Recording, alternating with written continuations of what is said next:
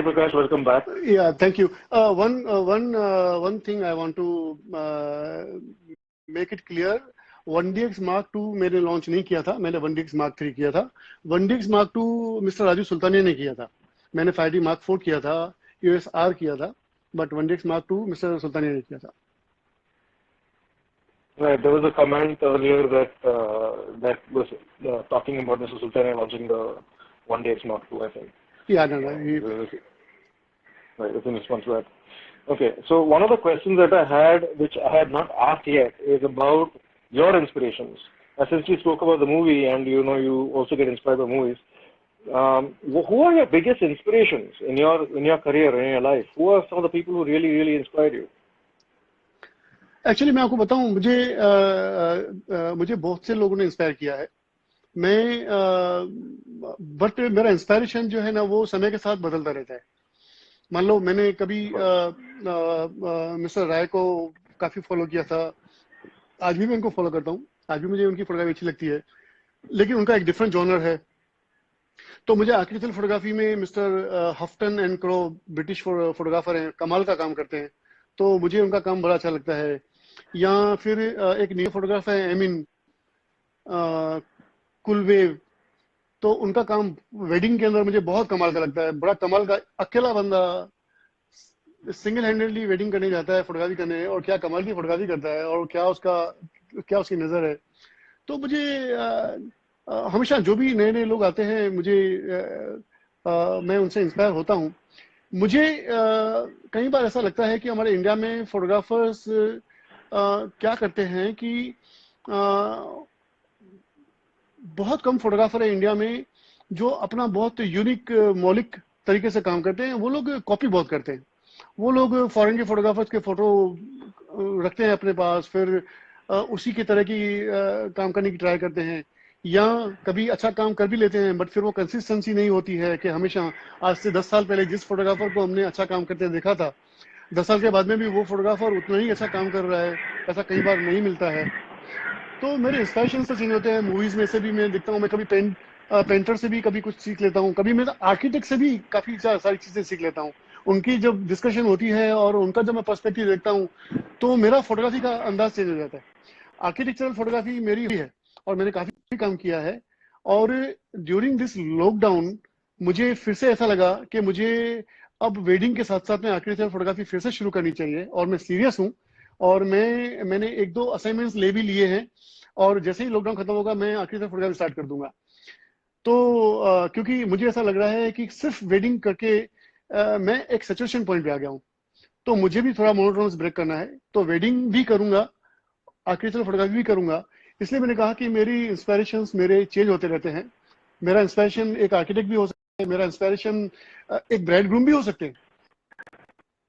कई बार मुझे एक ब्राइड की फैमिली में गैलरी कि उनकी शायद बहन के बेटे की शादी थी यहाँ, तो हमारी काफी सारी बात, मैं जानता नहीं था उनको, लेकिन हमारी काफी सारी बातें हुई, काफी सारी तो मैं उनसे बड़ा इंस्पायर हुआ था. तो यही है कि इंस्पायरेशन मुझे कहीं से भी मिल सकता है.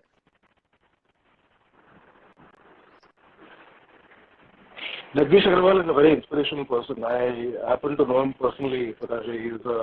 He's someone who has done some amazing photography himself, but he's rarely put it out there. He does it he does his own exhibitions once in a while, but he rarely puts his own work out there. But amazing, spectacularly beautiful work that he has shot, that he's done himself. He has his own agency which promotes a lot of other photographers, so sometimes he feels it's wrong to promote himself. मैं आपको interrupt कर रहा हूँ. मैं आपको एक example दूंगा. मैंने बीच में व्हाट्सएप पे एक थाईलैंड के या वहाँ आसपास के एक फोटोग्राफर को मैंने ट्रिक फोटोग्राफी का काम करते हुए देखा था व्हाट्सएप पे, और वो बहुत फेमस हुआ था. मैं देख रहा था कि वो ओशंस पे ले जाता था लोगों को और उनसे जंप करवाता था और कुछ अलग तरीके के पोज करता था. बट वो बंदा इतना क्रिएटिव काम करता था और इतना अच्छा काम करता था. कितनी बार कैमरा लेके पानी में चला गया, कितनी बार उसकी कैमरा बिगड़े होंगे, बट मजे की बात ये थी कि वो जो कुछ भी कर रहा था उसको वो एंजॉय कर रहा था.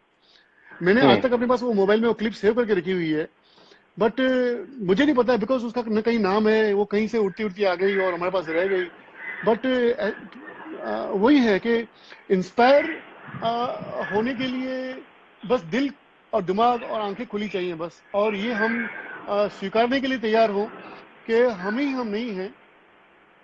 बहुत लोग हैं, बहुत दुनिया में लोग हैं जो बहुत ही अच्छा काम करते हैं, और हमें रिकॉग्नाइज करना चाहिए उनको, हमें उनको एक्नॉलेज करना चाहिए, हमें उनको सैल्यूट करना चाहिए, हमें उनको प्रेज करना चाहिए। Right, right. So among the Indian photographers right now, who are into wedding photography, who would you say is doing a good job according to you in wedding in photography in wedding photography in India, in India? मैं आपको अगर सच बताऊं तो लोगों को ऐसा लगेगा कि शायद मैं बायस हूं। मेरे हिसाब से वेडिंग फोटोग्राफी एक कंप्लीट पैकेज है। उस पैकेज में आप अच्छे पोर्ट्रेट भी करते हो, आप अच्छे अरेंज पोर्ट्रेट फैमिली के करते हो, आप कैंडिडेट्स भी करते हो, आप डेकोर के भी अच्छे फोटोग्राफ करते हो, आप गेस्ट के भी अच्छे फोटोग्राफ करते हो, आप ओवरऑल वेडिंग और हर इवेंट को अच्छे से कैप्चर करते हो। और इन सबसे आगे आप 3 जनरेशन को अगर खुश कर सकते हो, इसका मतलब ब्राइड ग्रूम, फिर उनके पेरेंट्स और फिर उनके पेरेंट्स, अगर आप 3 जनरेशन को खुश कर सकते हो अपनी फोटोग्राफी से, तो आप अच्छे फोटोग्राफर हो। अब वो कौन है ऐसा फोटोग्राफर, तो हमने तो कभी किसी के एल्बम्स नहीं देखे हैं, क्योंकि 2 4 5 10 फोटोग्राफ आते हैं, इससे तो कभी फोटोग्राफर जज नहीं हो सकता। तो ये तो हर इंडिविजुअल फोटोग्राफर को खुद को अपने आप को देखना पड़ेगा कि क्या वो ये करता है, क्योंकि ऐसा करेंगे तो मुझे लगता है कि आप लंबी रेस के घोड़े बनेंगे, आप बहुत लंबा आपको सक्सेस मिलती रहेगी। बिकॉज हमारा जो बिजनेस है वो रेफरेंस से आता है, और जब 3 जनरेशन जब हमसे हैप्पी होती है ना, तो काम ऐसे ही मिलता है। अब न मैं सोशल मीडिया में बहुत एक्टिव हूँ, न मैंने कभी बहुत सारे फोटोग्राफ रखे हैं, मेरे क्लाइंट पसंद नहीं करते अपना फोटो रखना। मेरे क्लाइंट सेलिब्रिटीज हैं, कई बार हम उनसे पूछे वगैरह नहीं रख सकते। मैं आपको एक एग्जाम्पल देता हूँ। एक वेडिंग में मैं मिस्टर बच्चन की सारी फैमिली आई हुई थी, उनकी डॉटर श्वेता भी आई थी, जया जी भी आई थी, सब लोग थे। तो संगीत का प्रोग्राम पूरा होने के बाद में एक आफ्टर पार्टी हो रही थी, और आफ्टर पार्टी में बहुत कम लोग थे फ्लोर पे, डांस फ्लोर पे। मैं समझता हूँ 30 35 लोग होंगे। तो मिस्टर बच्चन, सीनियर बच्चन, अमिताभ बच्चन और अभिषेक बच्चन, वो दोनों मूड में आ गए, और उन्होंने, वो डांस कर रहे थे पहले से, बट वो मूड में आ गए और उन्होंने आपस में जुगलबंदी करनी शुरू कर दी। अभी वो जो उनकी जो जुगलबंदी, जो डांस की जो जुगलबंदी, वो इतनी चली, मेरे ख्याल से 6 7 8 मिनट तक उन्होंने वो डांस के स्टेप किए जा रहे हैं, एक दूसरे को ये किए जा रहे हैं, और वो उनकी परवाह नहीं है, और जो गेस्ट दूसरे जो लोग हैं उनको भी परवाह नहीं है, सब लोग अपने मूड में हैं। तो मैं, राहुल शूट कर रहे हैं उनको कॉन्स्टेंटली, मैं फोटोग्राफी कर रहा हूँ, उनकी वीडियो हो रही है।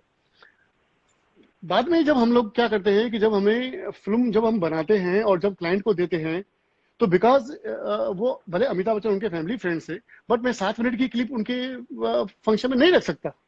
वहां तो मुझे 10 सेकंड की या 15 सेकंड की 3 4 टुकड़ों में ही रखनी होती है, वहां हमें ऑपरेशन करना पड़ता है उनका, चाहे। तो ये सारा बैलेंस करना कि क्लाइंट को ऐसा न लगे कि हमारा इंपॉर्टेंस कम हो गया और दूसरे स्टार्स का। जैसे मैं मिसेस नीता अंबानी के बर्थडे में, 50th बर्थडे में गया था, हम 3 दिन जोधपुर में थे, और पूरी फिल्म इंडस्ट्री ऑलमोस्ट वहां पे थी, और हम साथ में थे और हमने काम किया, और काफी सारे फंक्शंस थे। और तो मुझे बैलेंस करना था कि वो स्टार्स से भी, उनकी फैमिली को भी, और जो दूसरे बिजनेस टाइकून थे उनको भी। तो ये ऑब्वियसली जो जो एक्टर्स हैं वो ज्यादा अच्छे से रिएक्ट करते हैं, वो ज्यादा अच्छे से रिस्पॉन्ड करते हैं, बट हम लोगों को बैलेंस करना पड़ता है। अब अगर वो अमिताभ बच्चन और अभिषेक की अगर मैं क्लिप अभी यूट्यूब पे रख दूं, तो मैं समझता हूँ करोड़ों मुझे वो उसके लाइक्स मिल जाए, but I can not do that, because हम कॉन्ट्रैक्ट से बंदे हैं। ट्रस्ट, मेरे क्लाइंट को मुझ पे ट्रस्ट है, वो मेरे पे ट्रस्ट आंख बंद करके करते हैं, और इसी वजह से मुझे काम मिलते हैं। तो मुझे सोशल मीडिया पे बहुत आना और मेरे 50,000 फॉलोअर हो, मुझे इसकी बहुत शायद जरूरत नहीं है। मेरे क्लाइंटल में मेरा रिस्पेक्ट है, और मुझे वो लोग बुलाते हैं जिनको पता है कि उन्हें क्या चाहिए, और मैं उनके वहां जाना पसंद करता हूँ, क्योंकि मैं समझता हूँ कि मैं उनको क्या दे रहा हूँ और वो अप्रिशिएट होगा।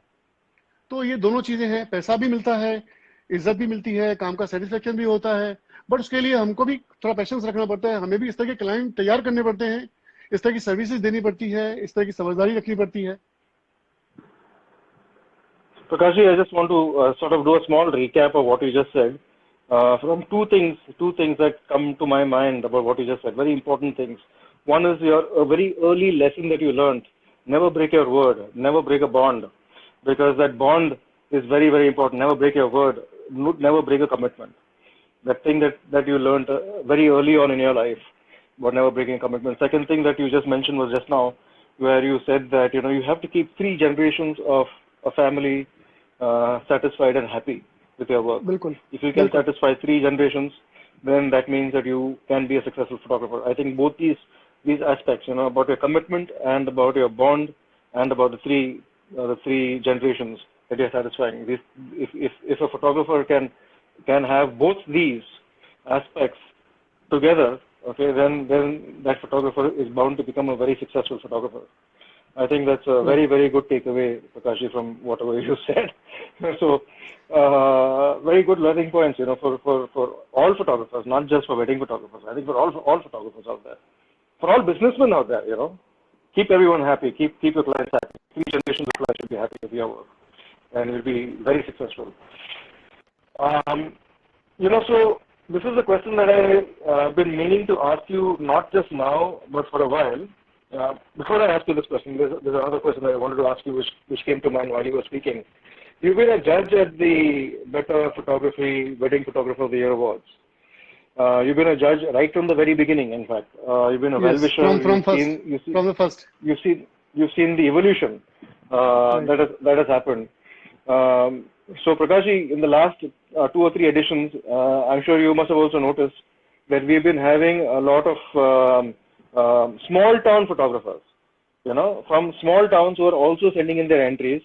And now, in many cases, especially rural weddings and all these tiny interior weddings, where very culturally sometimes we don't understand what is going on in the background. We don't understand what's going on in the scene.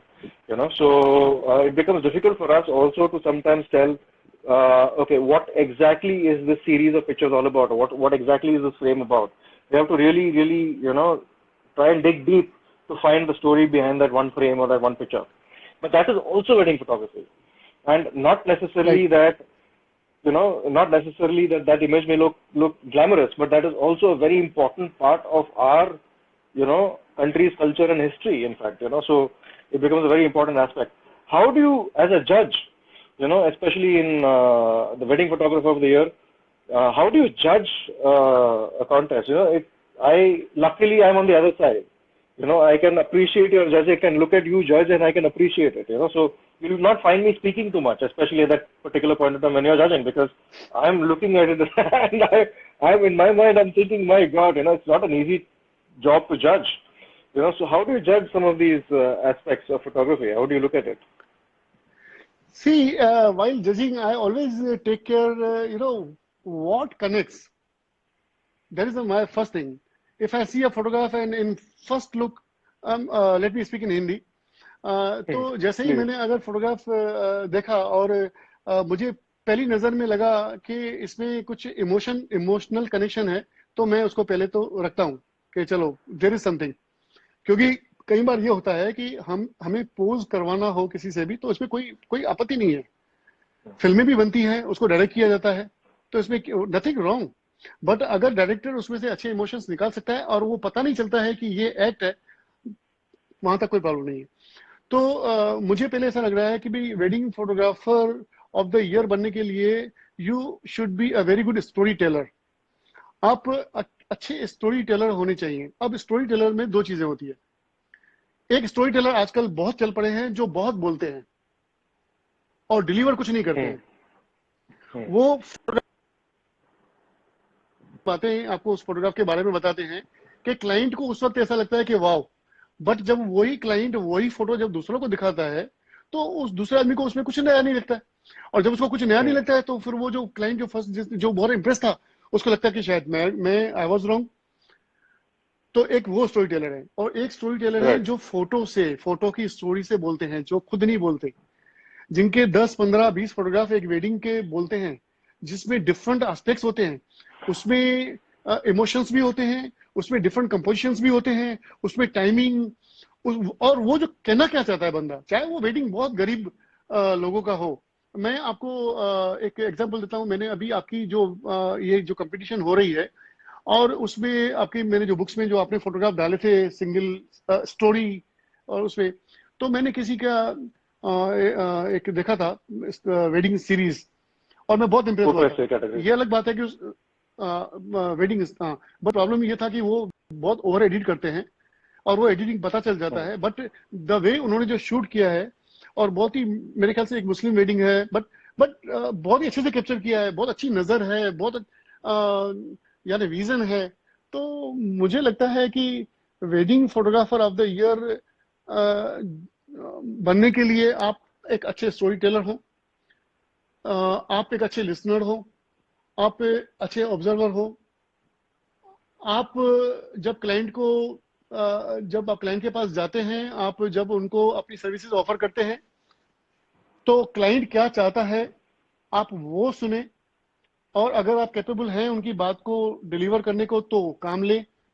लेकिन वहां जाके आप ये कहें कि मैं ये करता हूं, आपको लेना है तो लो, तो मुझे लगता है वो अप्रोच गलत है।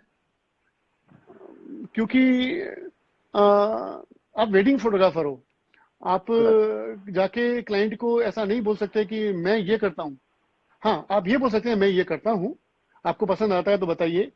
अगर वो क्लाइंट बोलता है कि नहीं मुझे पसंद नहीं है, मैं इस तरह का कुछ देख रहा हूँ, और आपको लग रहा है कि नहीं आप वो उस जॉनर के नहीं है आपको वो, तो आप बोलिए कि हाँ सॉरी, मैं ये मेरा स्टाइल है काम करने का, बट आपको जो चाहिए शायद वो मैं आपको डिलीवर नहीं कर पाऊंगा। तो इससे क्लैशेस नहीं होंगे, कुछ गड़बड़ नहीं होगी।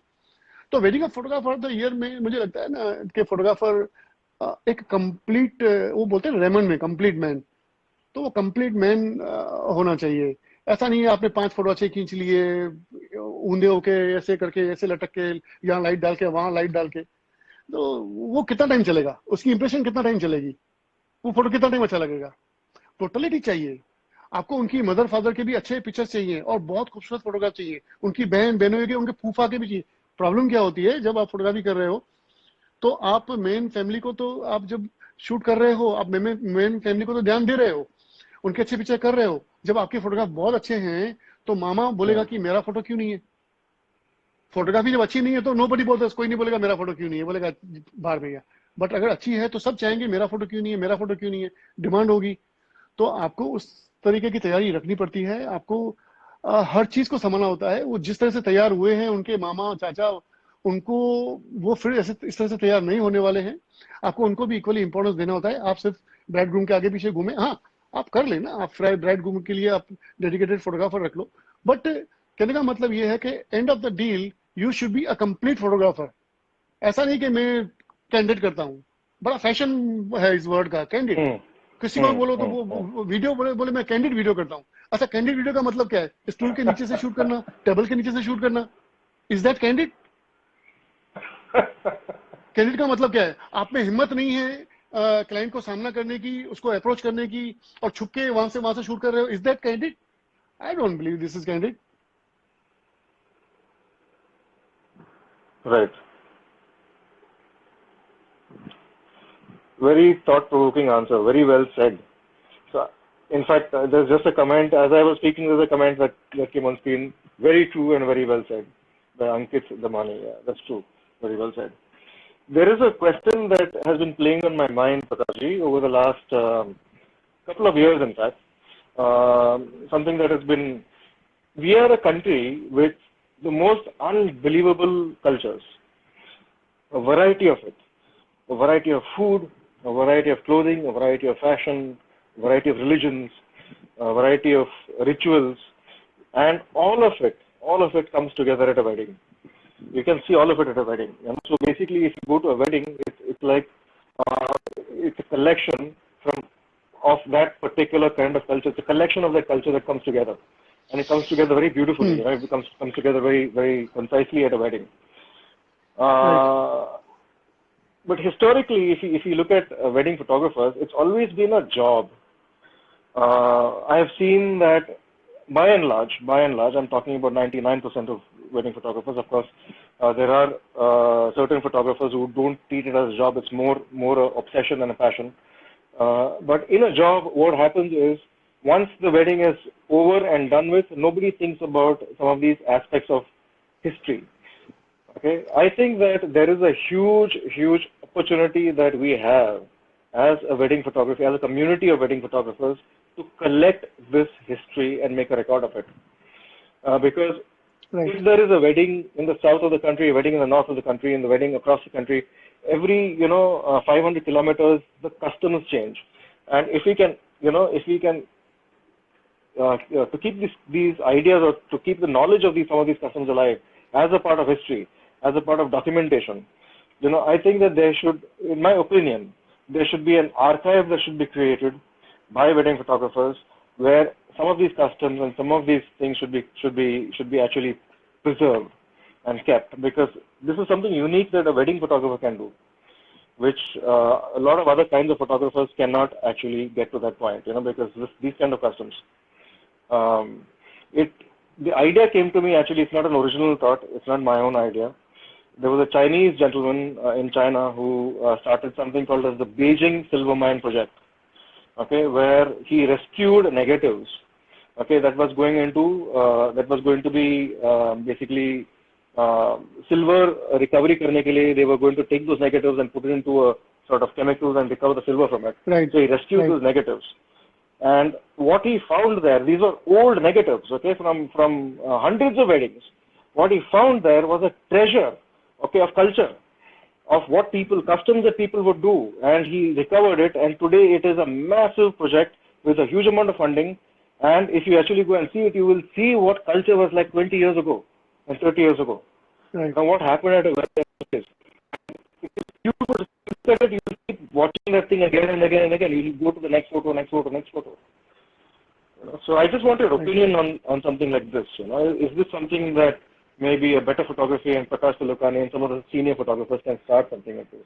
Do you think it's worth taking a shot?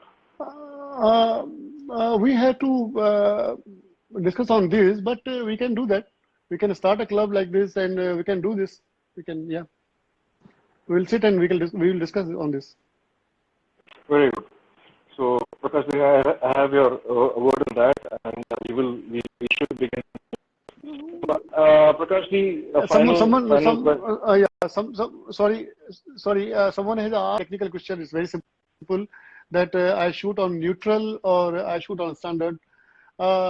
Sometimes I shoot on neutral when I don't want much colors, less saturation, and sometimes I shoot on standard when I need standard. But basically I shoot on raw. So मैं जब raw पे shoot करता हूँ तो फिर उससे कोई बहुत ज़्यादा फर्क नहीं पड़ता है कि मैं किस प्रोफाइल पे shoot करता हूँ, because बाद में तो हम लोग correction वो कर लेते हैं जैसा हमें चाहिए वो. Yes, sir. There's actually one more question, which is, what is the trick? This is by Photo Vision from Indore. What is the trick behind taking advance money from clients? What is the trick behind taking an advance from clients? Advance payment. Yes. See, first of all, I can say, like, what is my policy? I take 25% advance. मैं 25% लेता हूँ advance जब मैं booking करता हूँ, 50% मैं लेता हूँ जब वेडिंग का समय होता है, और 25% मैं लेता हूँ जब मैं डिलीवरीज करता हूँ. तो ऐसा भी नहीं होता है कि मैं डिलीवरी बाद में करूंगा, पहले वो बाद के पैसे ले लूंगा, बाद में डिलीवरी करूंगा, क्योंकि जब मेरे काम में कोई कमी है, कोई प्रॉब्लम है, मेरा क्लाइंट कम मुझसे सेटिस्फाई है, तो मुझे ये सब गिमिक्स करने पड़ते हैं कि पहले पैसे दो, बाद में मैं डिलीवर करूंगा. तो हमारे केस में ऐसा कुछ नहीं होता है. तो और मेरे पैसे आज तक कभी गए नहीं. मेरे किसी क्लाइंट ने, टचवुड, मैं फॉर्चुनेट हूँ कि आज तक मेरा कोई क्लाइंट ने आज तक कभी 1 रुपया कभी मारा नहीं मेरा, बिकॉज मेरे रिकॉर्ड है कि आप कहीं पे भी देख लीजिए, कहीं गूगल में किधर भी डाल दो मेरे नाम से, आपको एक क्लाइंट नहीं मिलेगा, एक मेरे नाम की कंप्लेन नहीं मिलेगी. तो मैं तो डरता नहीं. आप ट्राई करके देख लीजिए, आप किसी भी सोशल मीडिया में डालिए मेरे नाम से, और आपको अगर एक भी मिल जाए ऐसा, कि जो मेरे काम से सेटिस्फाइड नहीं है, तो मैं देखना चाहूंगा। और ये बहुत बड़ी बात है। 20 साल से मैं काम कर रहा हूँ दिल्ली के अंदर, और जहां लोग डरते थे कि लोग पैसे बाकी नहीं रखते हैं, मैं वहां पूरे पैसे बाकी रखता था। मेरे क्लाइंट मुझे फोन करते थे, यार तुम अकेले बाकी हो, पैसे लेके जाओ, क्योंकि मैं बड़ौदा से था, तो मुझे पैसा लेने जाने में समय लगता था। और आज तक कभी किसी ने मेरा पैसा नहीं मारा, बिकॉज मैंने हमेशा जो मैं कमिट करता हूँ, मैंने बताया था, जो मैं कमिट करता हूँ हमेशा उससे ज्यादा देने की ट्राई करता हूँ।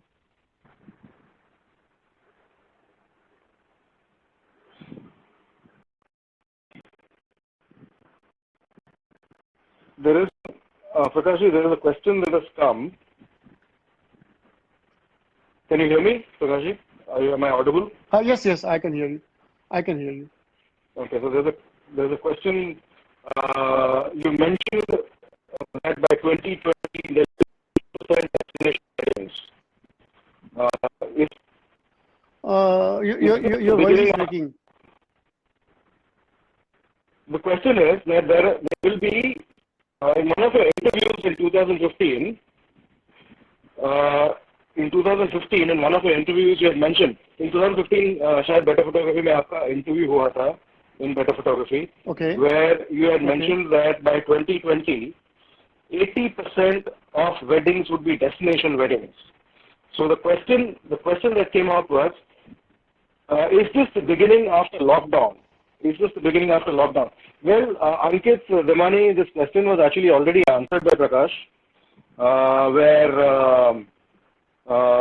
where he thinks that photography is, especially good photographers are going to actually have a very, very good positive environment after the lockdown opens up. Okay, so don't worry about destination weddings. Everything will happen, but you have to focus on learning, and you have to focus on being a good wedding photographer. I think that is the advice that Prakash had given earlier. Yeah, but I think destination wedding will happen less right now for 5, 6, 7 months.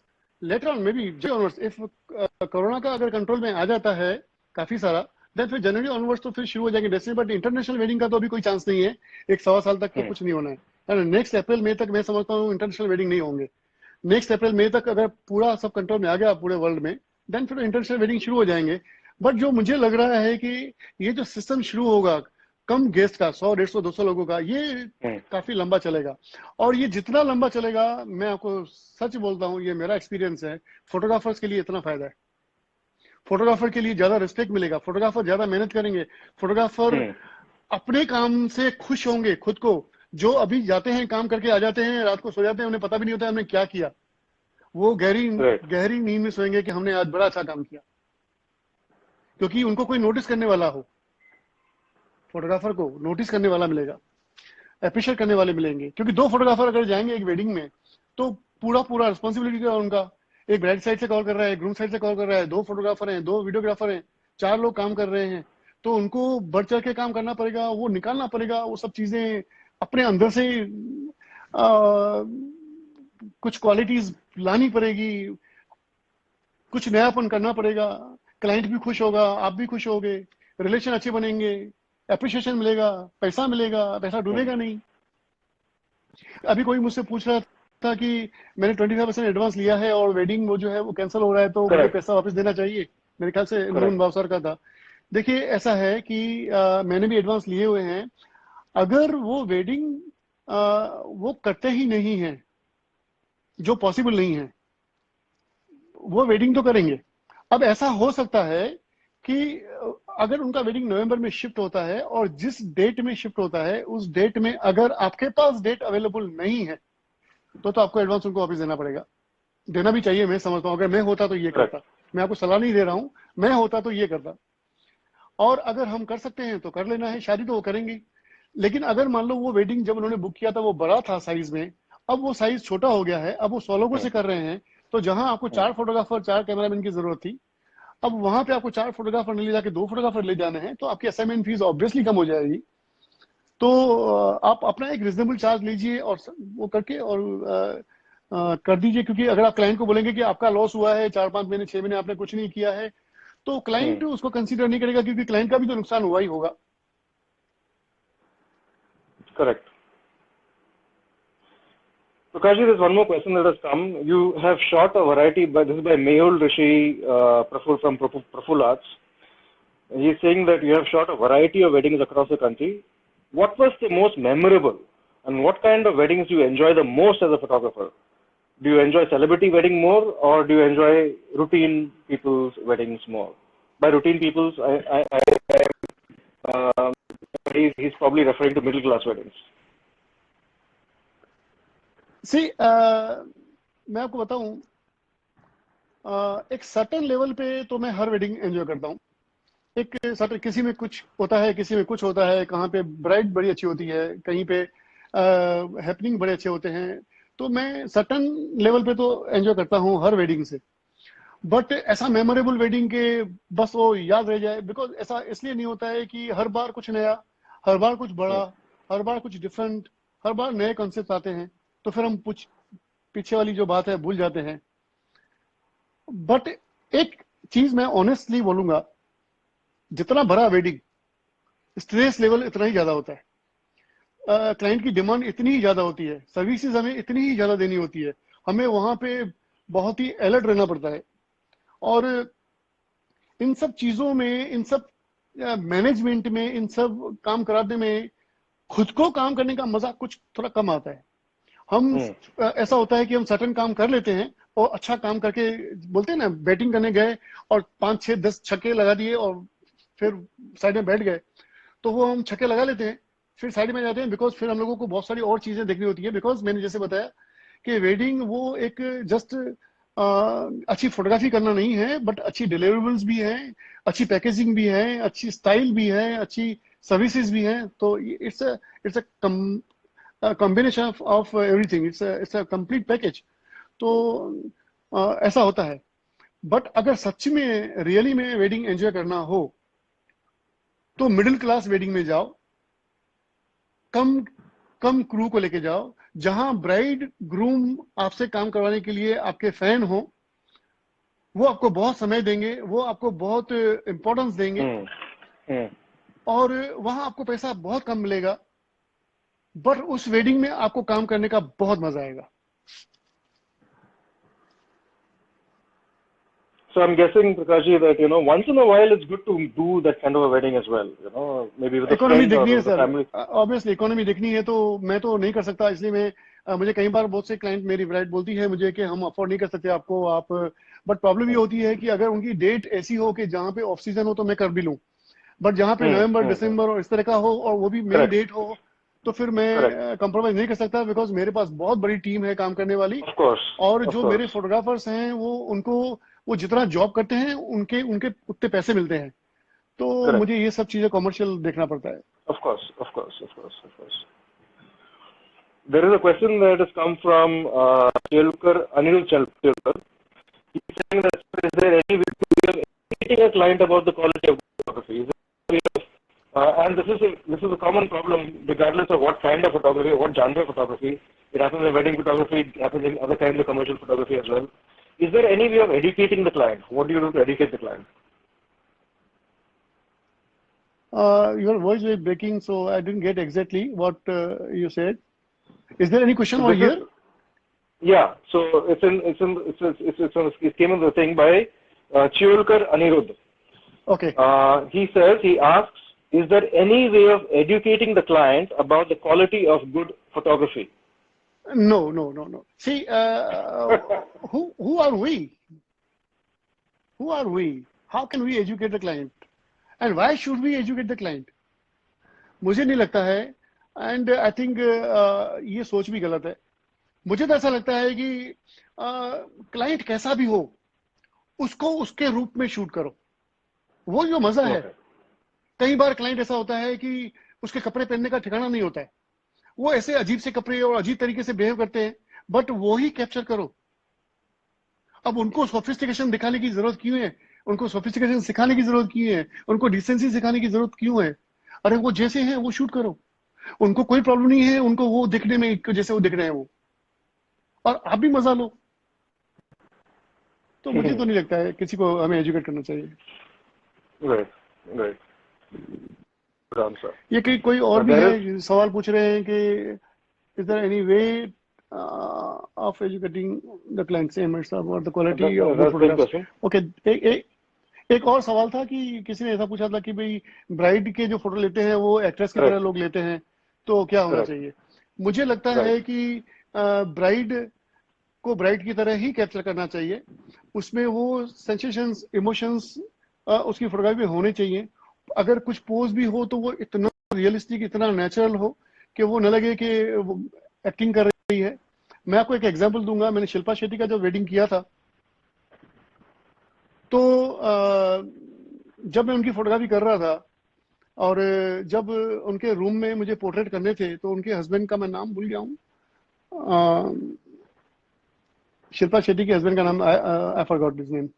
तो हम वो तैयार होकर बैठे थे उनके room में और शिल्पा तैयार हो रही थी, अंदर मेकअप कर रही थी, हम लोग वेट, स्वीट रूम था और हम लोग वेट कर रहे थे कि भाई चलो वो आ जाएगी तो हम कुछ कपल पिक्चर्स लेंगे। और जैसे दूसरी ब्राइड के साथ होता है कि वो हमेशा मेकअप में टाइम लगाती हैं और देर से तैयार होती हैं और फिर जैसे ही तैयार होके आएंगी तो आपको बोलेगी कि अभी आपके पास 5 मिनट है या 3 मिनट है, आप शूट कर लो। और फिर उस 3-5 मिनट में हमें हमारी आर्ट, हमारी स्किल सब प्रूव करनी होती है। आप एक्सक्यूज बाद में नहीं दे सकते कि आपके पास समय नहीं था इसलिए मैं फोटो नहीं निकाल पाया, नहीं हो सकता है वो। तो सेम शिल्पा के साथ हुआ, वो आई और उन्होंने बोला कि now you have got 3 minutes shoot. Right. और मुझे 3 मिनट मेरे लिए बहुत थे। वो 3 मिनट इसलिए मेरे लिए बहुत थे क्योंकि जैसे ही मैं उनको पोज के लिए बता रहा था ऐसा करना है, वो बिकॉज शी वॉज एक्टर, तो वो इतना अच्छे से एक्टिंग करके कर लेती थी, इतना अच्छे से वो एक्सप्रेस कर रही थी कि मैंने 3 मिनट नहीं 2.5 मिनट में 10 ब्यूटीफुल पिक्चर बना के दे दिए उनको। मेरे लिए 2.5 मिनट बहुत थे, बट वो एक्टर थी, वो एक्ट कर सकती थी और जब वो एक्ट करती थी तो वो एज एक्टर नहीं कर रही थी, वो ऐसा दिखा रही थी कि वो बहुत लविंग ब्राइड है। वो जब अपने हस्बैंड के साथ में हग कर रही थी या जब उनके साथ में टच कर रही थी तो वो एज अ ब्राइड कर रही थी, नॉट एज ए एक्टर। तो जो एक्टर है वो भी अपनी वेडिंग में अपने आप को एज अ ब्राइड दिखना पसंद करता है, तो ब्राइड को एक्टर दिखाने की क्या जरूरत है? Correct, good point Prakash ji, very good point. That's true, very true. That's a good answer. So there is a very interesting comment that has come through. It says, sir, सुना है गुजराती कभी business के tips नहीं देते और आप भी गुजरात से हो और सिंधी भी हो और आपने टिप्स दी है।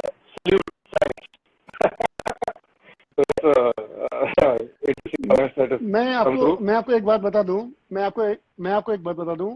जब मैंने बेटर फोटोग्राफी ने ऑर्गेनाइज किया था मेरा वर्कशॉप दिल्ली, बॉम्बे और कुछ जगहों पे, और जब मैंने वेडिंग फोटोग्राफी पे जब वर्कशॉप किया था तो मैंने वर्कशॉप स्टार्ट करते समय क्लियरली बोला था कि ये जो वर्कशॉप है वो सिर्फ वेडिंग फोटोग्राफी का नहीं है, बट ये वेडिंग बिजनेस का भी है। आपको जो पूछना है पूछ लो, मैं कुछ नहीं छुपाऊंगा। और लोगों ने मुझसे सब पूछा था और मैंने कोई चीज छुपाई नहीं थी और कभी छुपाता नहीं। और मैं स्टिल आज भी, मैं गिरीश मिस्त्री के यहाँ पे भी वर्कशॉप करने के लिए गया था स्टूडेंट्स के लिए। मैं आज भी वर्कशॉप करता हूँ, स्टूडेंट्स के लिए करता हूँ, जो अपब्रिंगिंग फोटोग्राफर है उनके लिए करता हूँ, और मैं कभी चार्ज नहीं करता मेरे वर्कशॉप का। और मैं कभी वर्कशॉप में छुपाता नहीं। स्टूडेंट्स फ्री हैं, मुझसे वो कुछ भी पूछ सकते हैं किसी भी बारे में। Let me also say this, Prakash ji, and to all the viewers out there, in the wedding photographer of the year, as Prakash Talukani ji has been a judge. He has shared his advice, he has shared his knowledge wholeheartedly with all the photographers out there, not just the winners, but even other photographers he shared wholeheartedly, and especially the winners. I know that you have taken several of the winners under your wing. I know that in fact you have kept them, you have invited them to your home. You have, Yes. you've made them stay in your home, and had food with them in your home, and you've just so that you could advise them and so that you could actually mentor them. I know that this has been this is something that is very unique about you, So thank you for that, and of course, unfortunately, the wedding photographer this year थोड़ा delay हो गया because of the COVID virus. It will obviously happen. मैंने बोला है initially keep patience, सो कोई बात नहीं। मैंने बोला है keep patience, don't worry, photographer लोग फिर से करेंगे, वही मजा आएगा, वही करेंगे, वही सब होगा फिर। Right, absolutely. I have one final question for you, and this may be Okay. an odd one, but I'm very curious about the answer to this particular question. Yeah, it's Okay, so 78. Okay. if you weren't a wedding photographer, let's say that wedding photography was not something that, what would you be? What else would you have become? See, if I was in photography only, then I would be an architectural photographer. अगर मैं photography में ही होता और wedding photographer नहीं होता तो मैं architectural photographer होता. अगर मैं फोटोग्राफी में ही नहीं होता तो मैं एक म्यूजिशियन होता, क्योंकि म्यूजिक का मुझे बहुत शौक है और मुझे हर टाइप का म्यूजिक सुनना पसंद है. और मैं किसी भी सॉफ्ट म्यूजिक को बहुत पसंद करता हूँ. मैंने मुझे इंस्ट्रूमेंट का बहुत नॉलेज है, म्यूजिक इंस्ट्रूमेंट का बहुत नॉलेज है. और मैं आपको एक सरप्राइज बताऊं कि जब मैं बहुत छोटा था और जब मैं 5th स्टैंडर्ड में पढ़ता था, यानी मेरी एज 9-10 साल की थी, मुझे गाने का बड़ा शौक था. तो मैं स्कूल में गाता था और मैं इतना पॉपुलर था मेरे स्कूल में कि जब किसी दूसरे स्टैंडर्ड के क्लास में जब कोई टीचर नहीं आता था और वो फ्री पीरियड होता था तो वो मुझे बुलाते थे गाना गाने के लिए. Okay, awesome. Okay. You know, I have a fascination for music too, Prakashji. My fascination for music is I've had some classical training in music, but I have a fascination because I think music and photography are somehow connected in it. Like for instance, music, when somebody creates music, if you look at the titles of any of their albums or tracks, it is a very visual title. You know, most of the titles of this music is very visual. You know, it's experiential, and I think photography has the same thing. And Milan Bharat says, "Sir, music with drinks," which is not all the time. Actually, not all the time. क्योंकि मैं आपको एक सच्ची बात बताऊं कि ये during this lockdown मैंने ड्रिंक्स बहुत कम कर दिए हैं. मुझे शायद उसकी जरूरत बहुत कम पड़ मुझे उसकी जरूरत नहीं पड़ रही है. मैं उल्टा इस वक्त ज्यादा फिट फील कर रहा हूँ और ज्यादा हेल्दी और ज्यादा अच्छा फील कर रहा हूँ. तो ड्रिंक्स तो वैसे भी मैंने बहुत कम लेता हूँ. मैं हम शूट पे तो कभी लेते ही नहीं है, ये मेरा सिस्टम है, नियम है. बट बिकॉज हम आर्टिस्ट हैं तो हम इस चीज को एंजॉय करते हैं. तो बट म्यूजिक में ड्रिंक होना मुझे लगता है जरूरी नहीं है. वो म्यूजिक अपने आप में इतना उसमें पावर है कि तो किसी की जरूरत नहीं.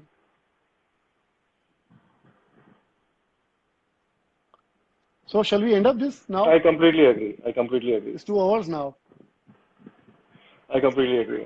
In fact, this small thing. फिर एक बार फिर से करेंगे.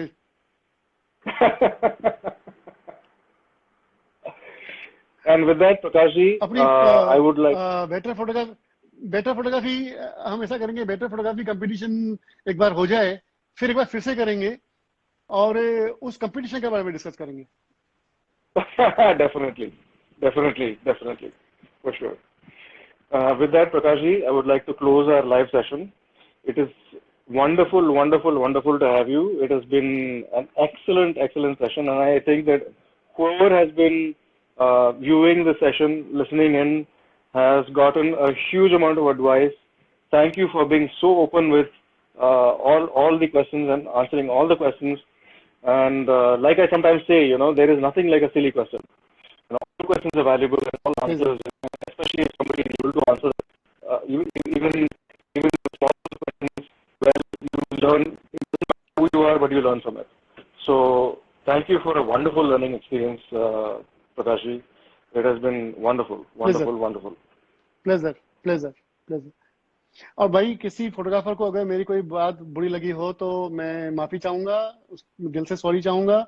मेरा यहाँ किसी का भी मन दुखाने का कोई मतलब नहीं है अगर मैंने कोई चीज शेयर की हो तो. Absolutely, Prakashji. But the thing is that hard talk is important. Being absolutely open is important, because for us photographers, that openness is what makes our life possible. We have to be open-minded about everything. Yeah, Harvinder, मुझे भी ऐसा लगा. हरविंदर, मुझे ऐसा लगा कि वाकई 2 घंटे कहाँ चले गए पता नहीं चला. So मुझे बड़ा मजा आया. Exactly. Thank you, Prakashji. Thank you so much. And with this, we shall end our live session. Thank you so much. Thank you.